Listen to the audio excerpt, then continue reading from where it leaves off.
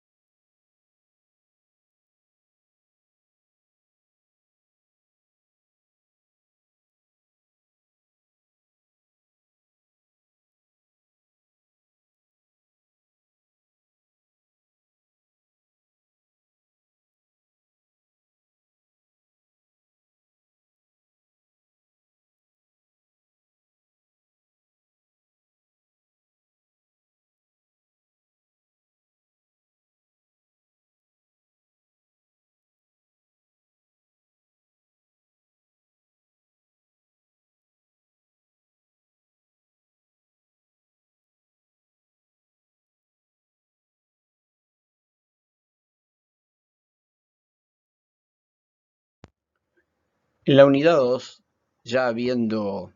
observado en la 1 los problemas, las características del lenguaje, vamos a analizar dos intentos de construcción de conceptos jurídicos básicos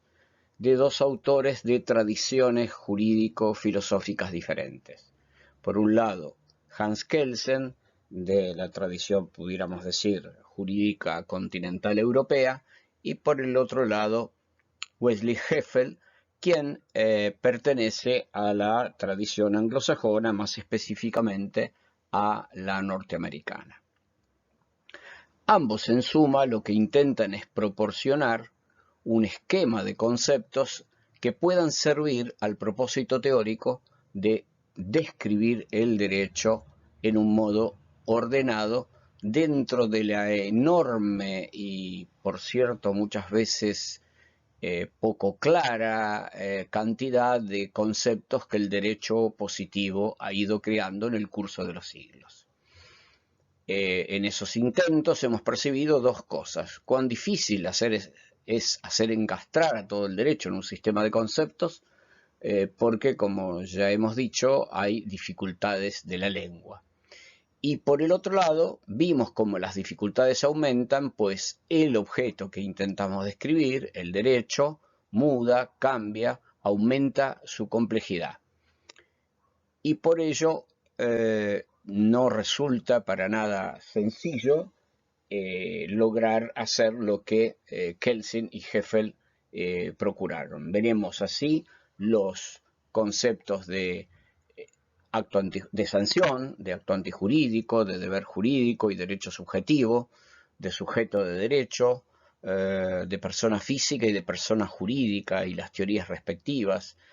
otros conceptos básicos como los de capacidad, competencia, imputación y responsabilidad. Esto dentro de la teoría de Kelsen, y a su vez veremos el sistema de conceptos opuestos y correlativos que diseñara el autor Heffel.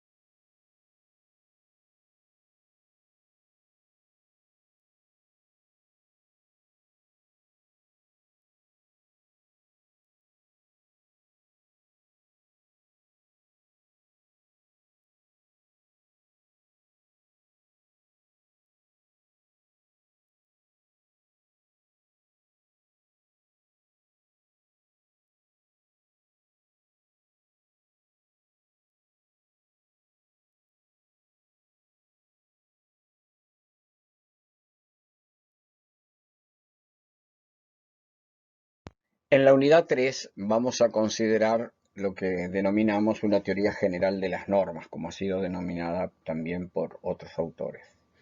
El inicio de la unidad está marcado por el estudio de un lógico y filósofo finlandés, de nombre Georg Henrik von Wright o Georg Henrik von Wright en finlandés, que propuso en los años 50 del siglo pasado la construcción de una lógica de las normas, para lo cual en un capítulo que recomendamos mucho leer, el capítulo primero de su obra Norma y Acción, él inicia trabajando las nociones del término norma, la ambigüedad del término norma en el idioma inglés, que es el idioma en el que él estaba trabajando, pero que es extensible a otros idiomas como el castellano. Para ello nosotros también hemos tenido en cuenta una diferencia que von Wright retoma y que Kelsen ya había hecho en la teoría pura del derecho sobre la distinción entre el plano del ser y el plano del deber ser, que básicamente consiste en decir que hay dos planos sobre los que se inscribe la acción humana. Uno es el plano del ser, en el que el cuerpo humano es parte de la materia del mundo y está sometido a la lógica de la causalidad, y otro es el plano del deber ser, en el que el ser humano es completamente libre de actuar, completamente libre de decidir. Y decía Kelsen, y de esta lógica parte von Wright también, que es el plano en el cual actúan los sistemas de control social como la moral y el derecho. Es en ese plano donde vamos a trabajar la teoría de las normas. Ese autor nos permite también identificar cuál de los diversos tipos de norma es el tipo de norma que se corresponde con las normas del derecho, al que él llama prescripciones, y luego vamos a ver seguidamente las concepciones de norma en diversos filósofos del derecho como Austin, Kelsen, Cosio, Hart, Olive Crona, Bobbio, autores de muy distintas escuelas, de muy distintos orígenes nacionales y de culturas, pero que nos van a permitir acercarnos más a la respuesta, si es que hay una, sobre qué es una norma jurídica. Finalmente, en la misma unidad trabajaremos algunos conceptos de la lógica deóntica, los operadores deónticos, es decir, obligado u obligatorio, prohibido y permitido, como manera de acercarnos a esa lógica que fuera construida por el autor finlandés del que hablamos. Por último, justamente a partir de los estudios de Kelsen, vamos a distinguir los conceptos de validez y de eficacia, o los conceptos normativo y descriptivo de validez, que nos van a acercar un paso más hacia la consideración del sistema jurídico, que es el tema de la próxima unidad.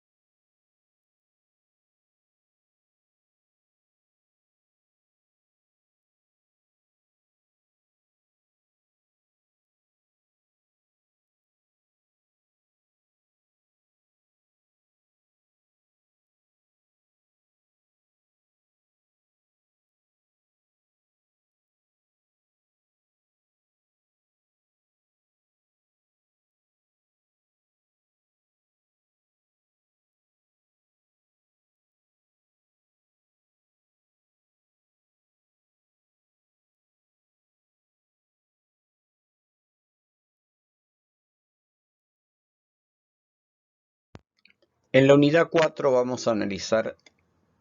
el concepto o la teoría de sistema jurídico. Iniciaremos por los conceptos de sistema a secas, pudiéramos decir, de sistema en general,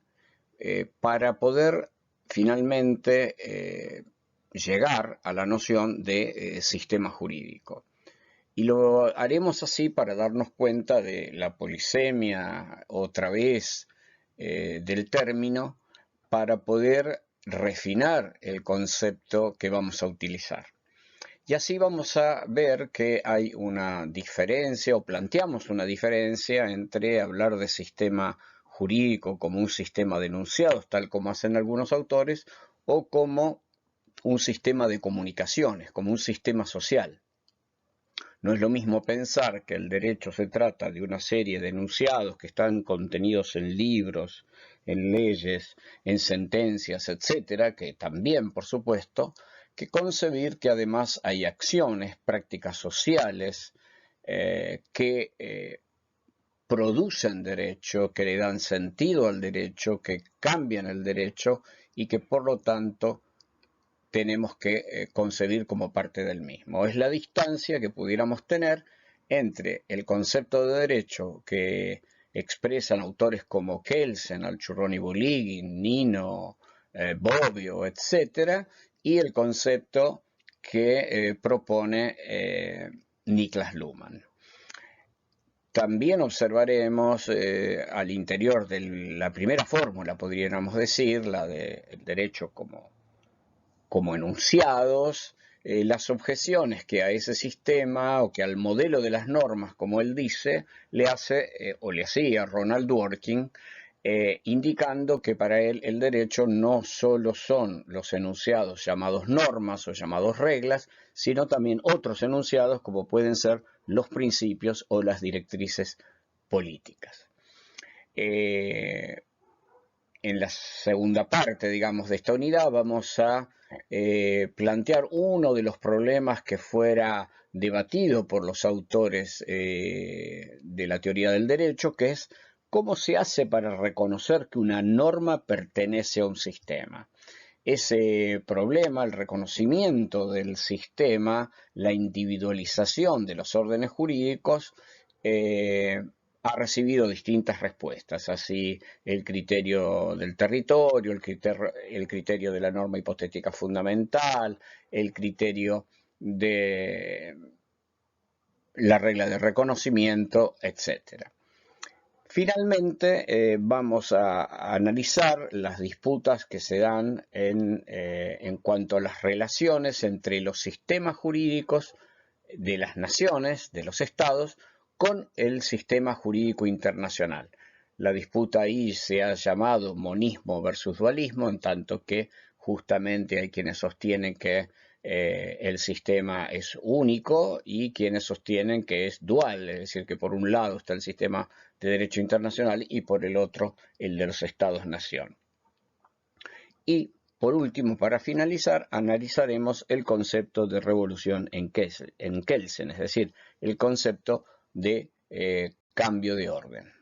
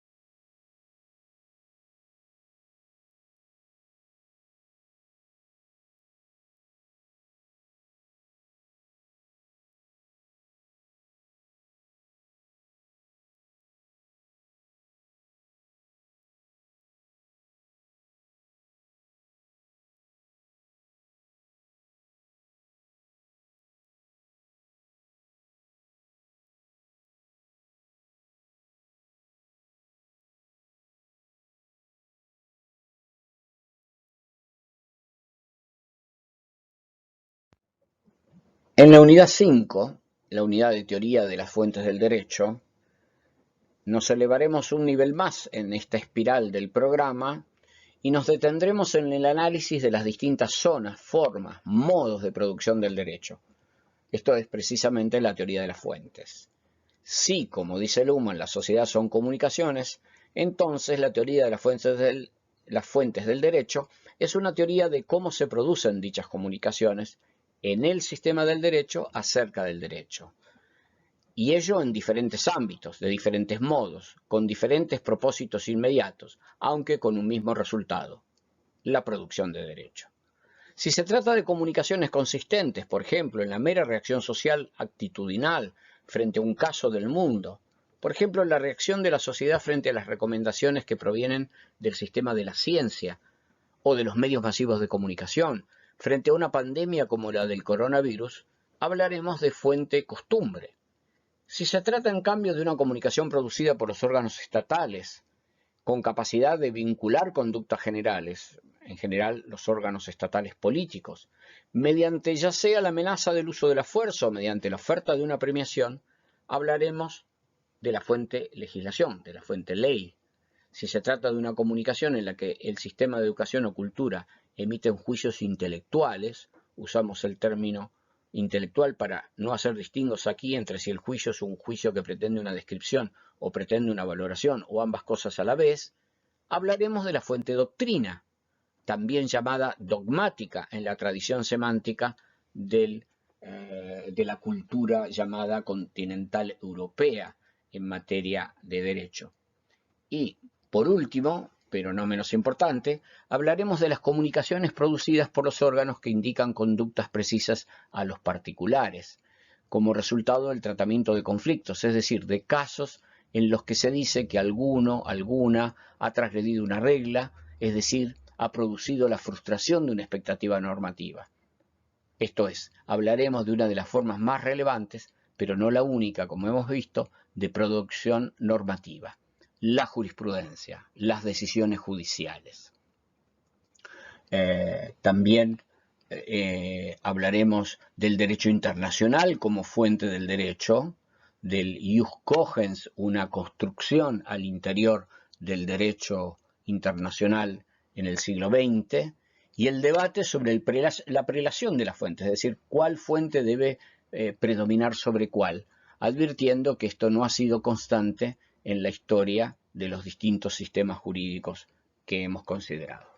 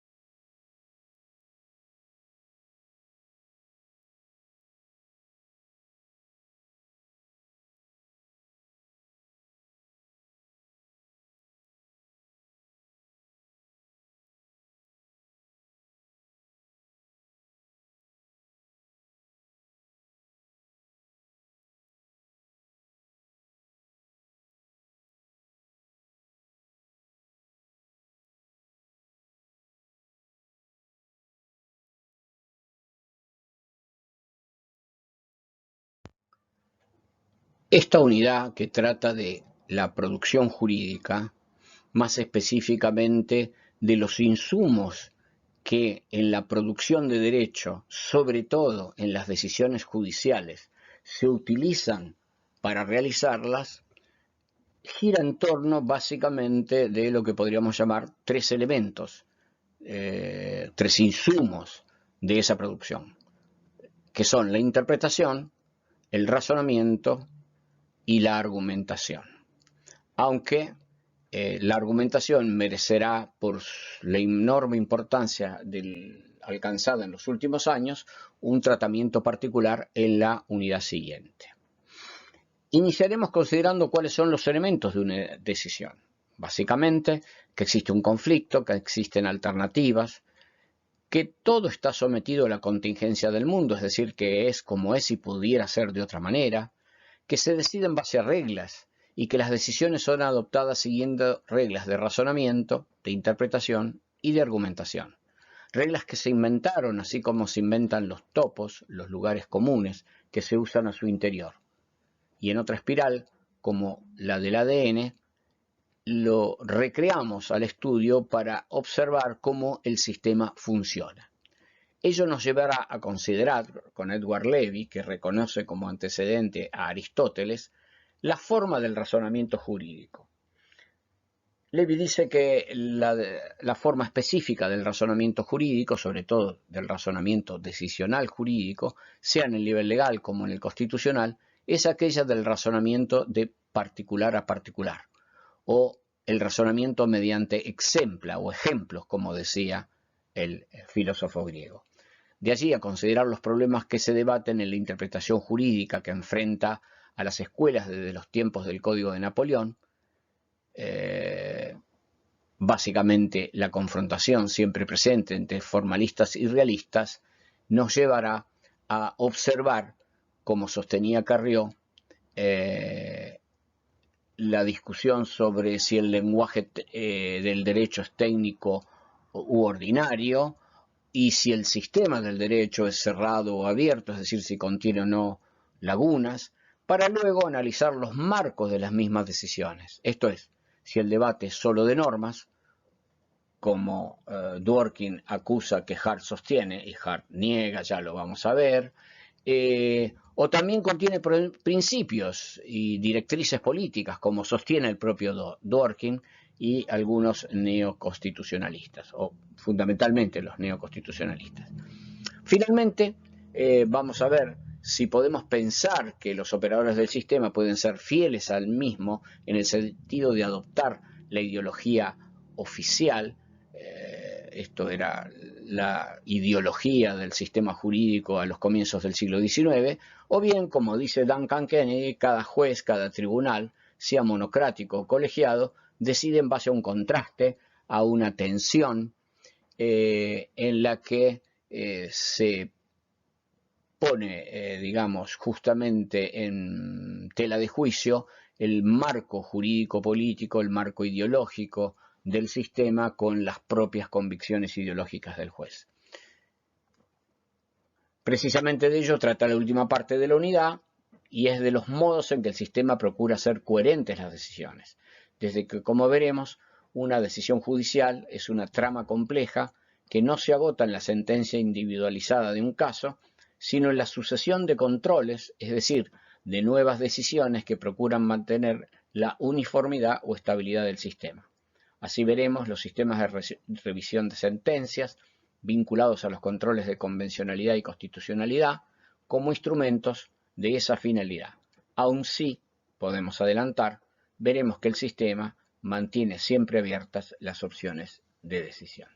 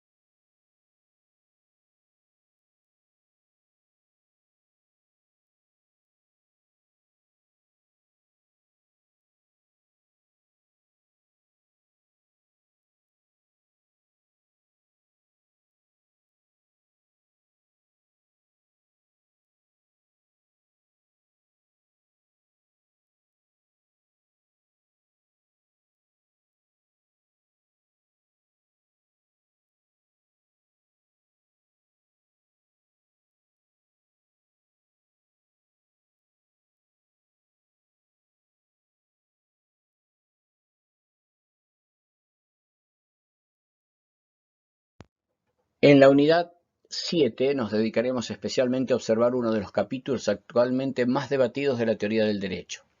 que ha desplazado, si se quiere, aunque los incluye, a los viejos debates sobre la interpretación que hemos analizado en la unidad anterior. Hablamos de la teoría de la argumentación. Comenzaremos por analizar la vieja distinción platónica seguida por Aristóteles entre persuadir y convencer. En ella se basaba Platón para atacar a los sofistas en una disputa tan claramente ideológica como política, como lo son todas las que giran en derredor a este punto. Y por supuesto también lo es nuestra posición, pues si no lo admitiéramos estaríamos cayendo en una inconsecuencia. Criticaremos esa diferencia intentando mostrar precisamente el punto de vista ideológico de Platón y su pretensión de verdad. De allí nos desplazaremos hacia temas propios de la teoría de la argumentación, como los problemas de corrección formal y material de los argumentos, la incidencia o no de la lógica formal, los tipos de silogismo y los límites del silogismo judicial. Finalizaremos revisando las técnicas de argumentación y los tipos de argumento. Por último, la noción de foro introducida por Chaim Perelman.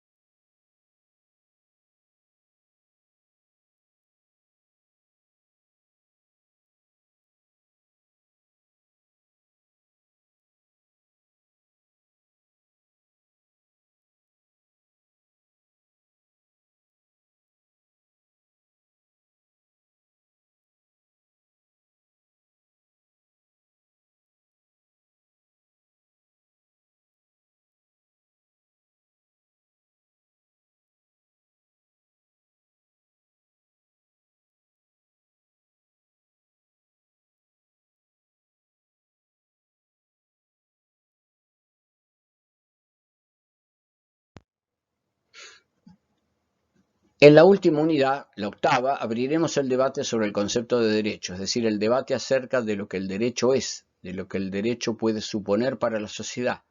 de cuál sea su función y sus límites, cuál su relación con los otros sistemas de control social, como la moral o la religión, y en qué modo inciden, si es que inciden los mismos sobre él. Para mejor comprender, intentaremos responder a preguntas como: ¿incide la moral sobre el derecho? ¿Cuál es la relación del derecho con la moral? ¿Y con la política? ¿Y con la economía? ¿Y con la religión? Y así podríamos seguir. Desde nuestra perspectiva, los sistemas de la sociedad se irritan los unos a los otros con sus comunicaciones, es decir, con sus propias producciones comunicativas, que cada uno de ellos, el derecho también, procesa con sus operaciones en sus propios términos. El quizás más viejo y conocido debate de la filosofía del derecho, el librado entre naturalistas y positivistas, los primeros defendiendo la intrínseca relación del derecho con la moral, los segundos negándola, lo que nos servirá de plataforma para analizar las distintas vertientes de unos y de otros, cómo se fue actualizando o renovando, la discusión a través del tiempo desde el viejo justnaturalismo romano hasta el justnaturalismo de las cosas después de la Segunda Guerra Mundial, pasando por el teológico o el de la escuela clásica, revisaremos hasta su enfrentamiento con las variadas formas del positivismo, desde Austin a Hart o al Churrón y Bulligin, revisando por supuesto la indispensable teoría de Kelsen, vinculada, como vimos, a los presupuestos metaéticos del Círculo de Viena. Todo ello para llegar a la contemporaneidad, preguntándonos si ese debate se ha extinguido, si adoptó otras formas, o qué queda de él en las teorías pospositivistas. En suma, como indica expresamente el programa, nos preguntaremos por cómo ingresa en el derecho la cuestión del valor,